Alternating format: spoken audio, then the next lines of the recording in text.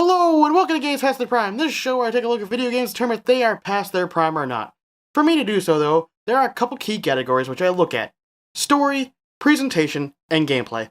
Then there's a conclusion section at the end where I wrap everything up in a nice little bow. You guys have read the title.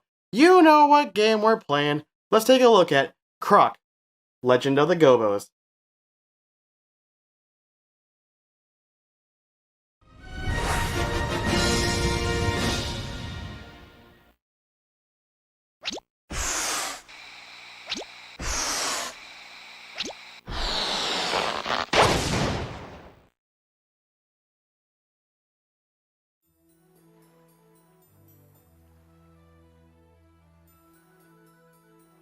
The story of Croc is actually kind of basic, and to be honest, pretty boring. I really just want to skip over it, but that would leave a pretty short video because this game in general is actually kind of short. You could probably beat this game in about 4 hours, that is if you can get used to the controls. With that aside though, I guess I should just talk about the story. King Rufus, the leader of the furry race of creatures called the Gobbos, happens to be watching a sunrise over the Gobbo Valley when he sees a woven basket carrying a baby crocodile floating down the river. At first, the Gobbos are rightfully suspicious of the young crocodile, but are somehow won over by his innocence? King Rufus and the Gobbos decide to raise it as one of their own and teach it the ways of the Gobbo. And before I even go on, what are the ways of the Gobbo? What does that even mean? Holy Jesus. What is that? What the fuck is that? Anyways, the crocodile named Croc grows bigger over time and eventually becomes much larger than the Gobbos, because duh. One day, Baron Dante and his band of villains known as the Dantenais, the villains, I'm just not even going to say their name, it's awful. They invade Gobbo Valley and begin to terrorize the Gobbos, capturing them and locking them in steel cages. Because reasons? Yeah, that makes sense. Amidst the chaos, King Rufus summons a magical yellow bird named Beanie, who uses her magical abilities to transport Croc to safety, immediately before Rufus is snatched by Baron Dante. By the time Croc has been brought to safety, the villains have taken over all of Gobbo Valley and locked up all of the Gobbos. They even turned some of the innocent creatures all across the valley into monsters to act as their minions. Croc then sets out on a quest to free all of the Gobbos and to defeat Baron Dante. So, yeah, this story is pretty weak. The villain basically has no real reason for why he is bad other than he's bad. And as far as I can tell, there is no reason for him to attack Gobbo Valley other than, well, he's bad. I mean, this story is just not very good. It barely even hits the minimum requirements for the story to call to action the player, but I guess at least it sorta does. I have seen worse stories, but frankly not by much. Well, let's move on to the next sections. Maybe their focus was elsewhere and the story was a last minute thing. We can at least hope that, right? Right?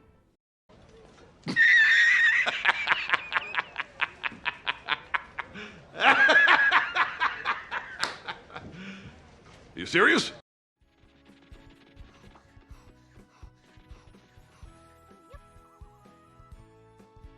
So right away you'll see that this game is in fact in 3D. However, it appears to be pretty early 3D. It's not bad, but there is clearly a bit of edges in its design. The design at that is pretty simplistic. Croc is basically just a crocodile with a backpack. I wonder where they got that idea from.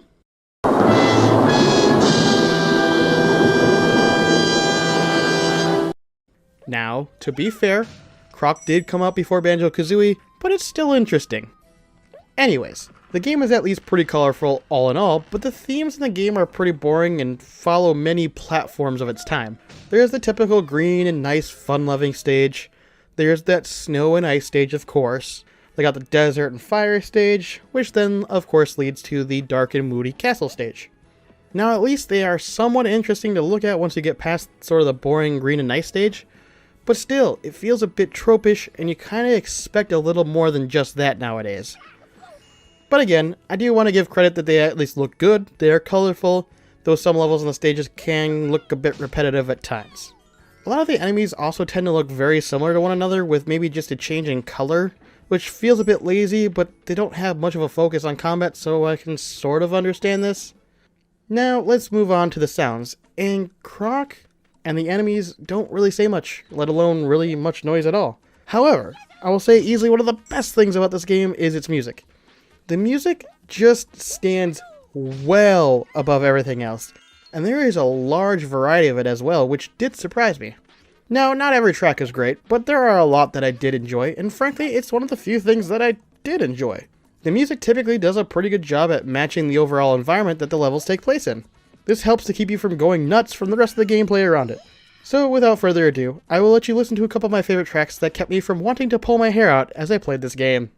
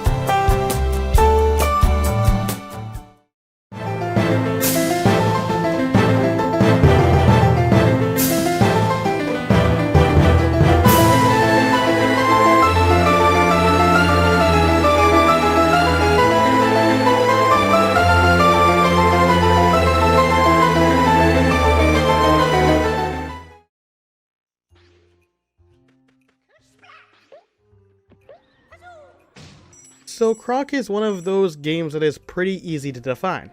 It is a platformer through and through. Each stage consists of 6 levels with 2 boss levels and 2 hidden stages. As you progress through the level, your main goal is to just make it to the end and hit a gong. Now, along the way you will find some Gobbos that you can collect. Each stage has 6 of them in total. While they aren't required for beating the game, they are if you want to get the true ending.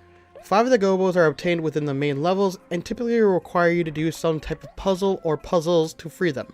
And the 6th is typically hidden behind a locked door at each level, and to unlock that door you must find 5 colored gems that are hidden throughout the stage. If you manage to collect all 6 Gobbos before one of the boss fights, then you beat that boss. It will lead to a secret stage that will lead you to finding a puzzle piece. Interesting again. Anyways, if you manage to collect all the puzzle pieces, which in case you aren't following me, requires you to collect all of the Gobbos, this will unlock a 5th stage, which then leads to the true final boss of the game. Now, throughout each level, you will also find these gray gems, which act like Croc's health, sort of like how the rings act in Sonic games. In the same fashion, when Croc gets hit, he loses all of his gems that he has collected, and if he gets hit again, he will lose a life. Now, before I jump into any issues with the gameplay I have, we need to first tackle my very first issue I had with this game, and that is its controls. Alright, so the controls are actually pretty simplistic here, and they are tank controls, which is a little annoying, but it's pretty common nowadays as far as I can tell when it comes to PS1 controls. So you move forward and backward by pushing up on the D-pad or back on the D-pad, and you can rotate right or left by pushing right or left on the control pad here. Now if I press square, Croc will attack. If I press X, Croc will jump. I can also attack in the air by pressing X and then square. And then I can also do a ground pound by pressing X while in the air after jumping, so like so.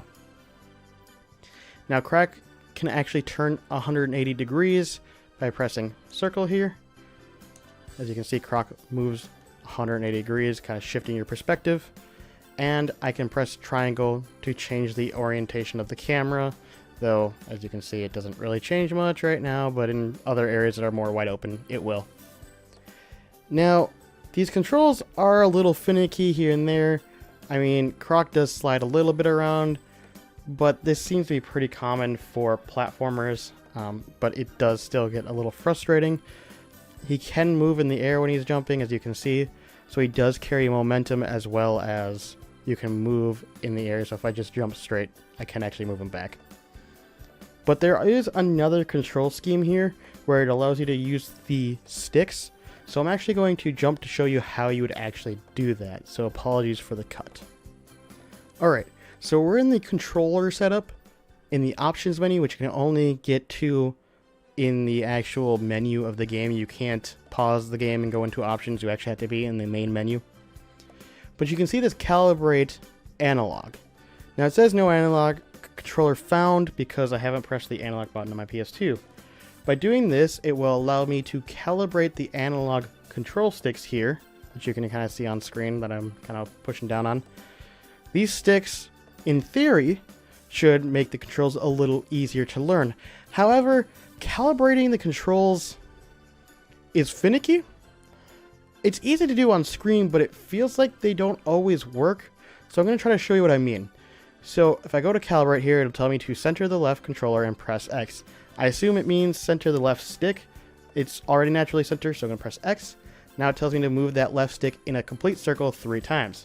So I'm going to 1, 2, 3. There we go. Press X. Now it says calibration successful. So in theory now, as you can see on the screen, it's going to show I'm using an analog controller, which means I'm just using the control sticks. So what this means is that I will move Croc with the left stick, while the right stick I'll be able to move the camera. So let's jump into game, and I will show you what that actually looks like. So you would think using the analog controls would be more beneficial, but here's the thing. They are quicker, but they also make it a little bit more inaccurate. So for example, if I push forward, you can see he kind of rotates a little bit on his own until I actually start turning. He'll rotate when I turn. But if I just push forward, he kind of will curve a little bit. He seems to be okay now, but I think this is just the calibration. Sometimes I get it right and sometimes I don't, which is very frustrating. But he can kind of turn a little bit if I don't get it right on.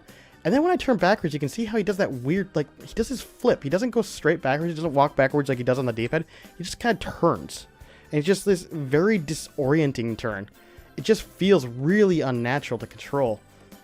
But it's more obvious when I try to jump on platforms. So going up on here is fine, but now I want to reorient myself, right? So that I can actually jump on those platforms above me. So I'm going to try to turn, and right there you can see sometimes if I don't get it just right, instead of turning, he's going to want to walk forward. So now I can jump up here again. I can try to orient myself. He's flip-flopping all over the dang place, and I have to be very gentle on the stick to even get him to move in the way I want. And now I can jump and get up here. But now I want to kind of reorient myself again and just have to be so ginger with the control stick when it wants to fly all over the place. It just doesn't feel good. And the amount of times that I actually tried this and ended up falling in lava or in a bottomless pit was a very high amount. Honestly, these controls for the analog sticks are not very good. While it seems in theory they should be good, it almost feels even slipperier than normal. Croc just doesn't feel very good doing this.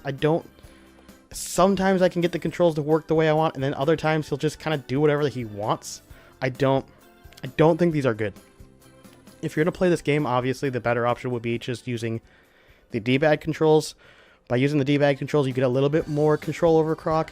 He doesn't move as quick, so you are going to be moving a little slower pace through levels, but I think that's actually a good thing with how many platforms that you're doing, jumping and trying to land correctly. I feel like using this control stick, you're more likely to kind of slip off, or you're going to overestimate or underestimate still a lot more than you would unless you're using the D-pad. Like, it just... I can't properly describe it to you. I'm hoping by showing it, you can kind of get what I mean. But it's kind of it's a letdown. I was really hoping these controls would be very good. But I do have to remember that this is one of the earlier platformers, especially on the PS1.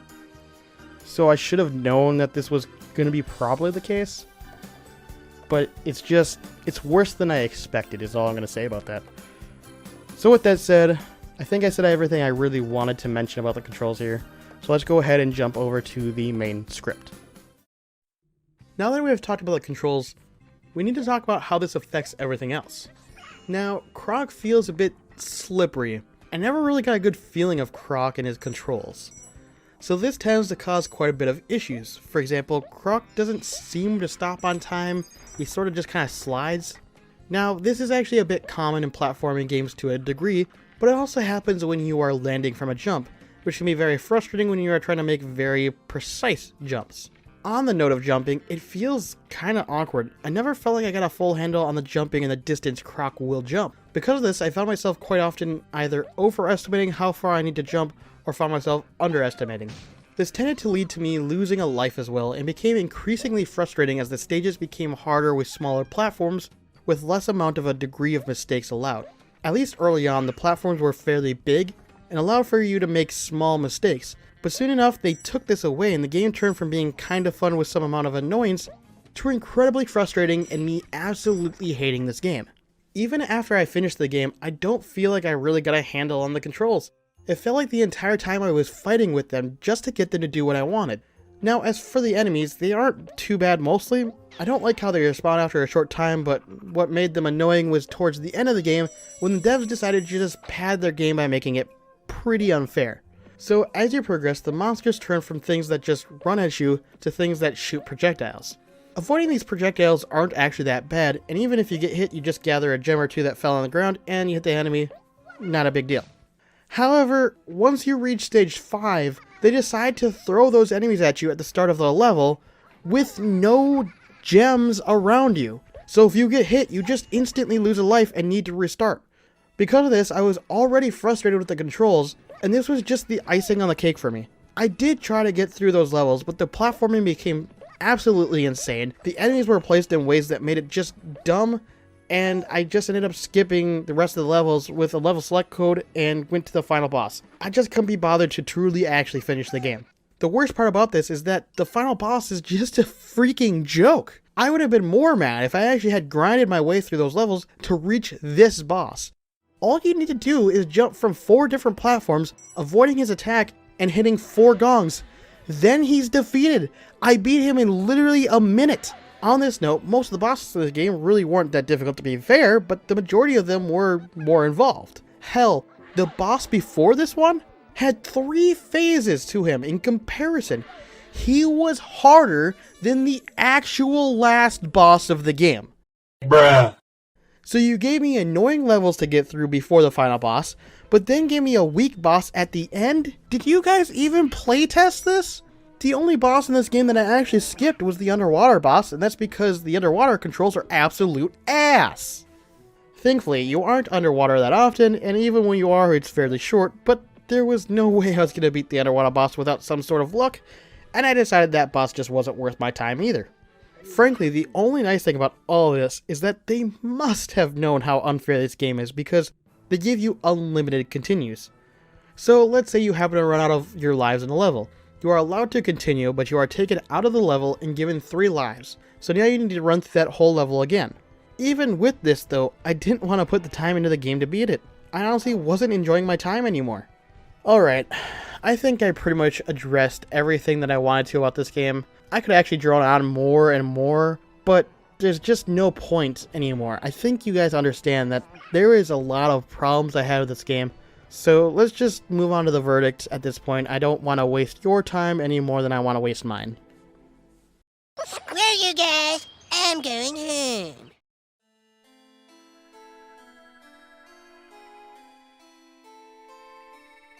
The verdict of Croc Legends of the Gobbos is a game past its prime. This should have been pretty obvious, to be fair. I'm pretty sure also that I said I hated this game at least 3 times in the gameplay section, so there's absolutely no way you couldn't have seen this coming. There was very little that I actually enjoyed about this game. In fact, the only thing I actually liked was the music. That was its only redeeming quality at all.